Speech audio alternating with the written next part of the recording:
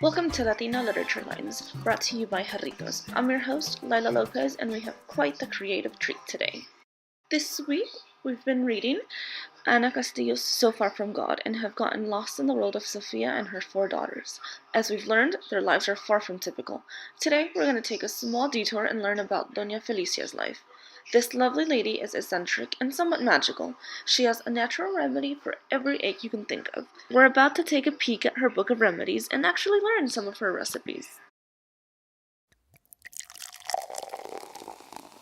There are many kinds of empacho. Eating too much of one thing, too many oranges, let's say, or food that's too cold for your system, food that's gone rancid, and so on. Or perhaps you have been given something to eat by someone to harm you and it gets stuck somewhere in your intestines. Tomatillo is very good as a decoration for treating empacho. You can take a little crushed root mixed with lard and rub the abdomen until you loosen the obstruction. You can tell because the bola starts to break down. You can also give some of the root to be drunk for 3 days. Just make sure it's before breakfast. Teas that are good for treating empacho are raíz de valeriana and estafiate.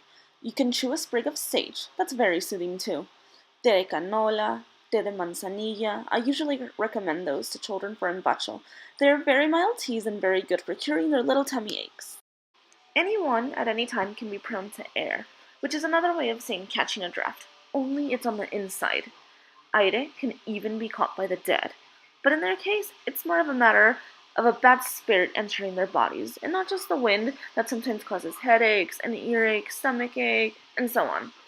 In the case of the dead, catching aire, well, we used to have the custom of putting pieces of cotton soaked in alcohol in all of their orifices to ensure their protection from such invasions. Well, this was back in the day, when one laid a body out at a home.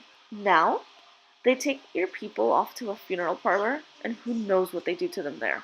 Anyway, you see how easy it is to mistake an aire for something much more complicated like empacho? Usually the point is to warm the person up with teas if they are children, a nice massage with alcohol, and if they are gente grande, you can give them a traguito. Take the drink with the verse. A double and a single get rid of any chill. If the grief is big, fill the glass. If it remains, fill it again. Against all bad mezcal, against all good as well. So there you have it.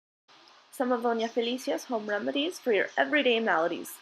Don't forget that her remedies aren't meant to be substitution for any professional medical attention. But hey, they seem simple enough that trying them wouldn't hurt anyone. What do you think? Would you try them? That's our show, episode number 21. I hope you've enjoyed it. Find more and feel free to leave your comments at www.susiehernandez.wordpress.com. See you next time!